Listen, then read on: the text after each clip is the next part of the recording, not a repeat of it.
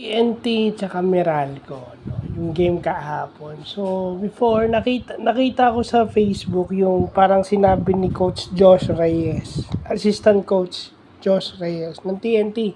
May sakit daw si Bolbol. No, masama raw ang kanyang tiyan at mga ilang araw daw hindi nakakapag-ensayo. Pero nakita nyo, competitive yung game.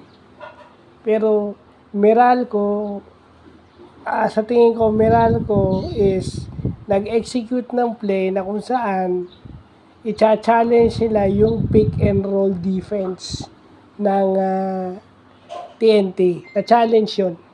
Na-challenge yung pick and roll nila. Sa tingin ko, naging goal doon. Nakashoot si Cliff Hodge ng dalawang mid-range jump shot. Kay mid-range jump shot, alam naman natin si Cliff Hodge, bibira yan tumira sa labas. Ang tira niyan is puro dive to the basket. So, doon pa lang na-challenge na yun. At doon mo makikita sa defensive alignment ng TNT, Paul Ball is forced to help. Because kung anong meron yung TNT, yung mga kasama ni Ball Ball, parang hindi nila makontain yung kanilang defensive assignment one-on-one. So, naiiwan yun, nai-scramble sila. At pag nai-scramble sila, open shooter or dive to the basket. Nakita nyo si Jason Brakeman. Napapasahan niya si Almasan sa loob. Napapasahan niya si Bates sa loob. Yung mga shooters ng Meralco, kumukonekta.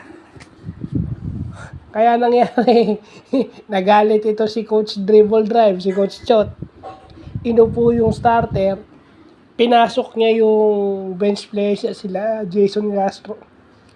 Gumanda yung game. So, doon na rin sinasabi ko, di ba? Tambak yon, pero bumaba yung lamang kasi gumamit ng bench. Tinanggal yung buong first fight. Pero dahil nakapuhunan na ang Meralco, nahirapan ng TNT. 4 lang ang lamang ng Meralco over TNT. So, yun lang ang naging difference. Nauna lang yung TNT. So, yun lang pa.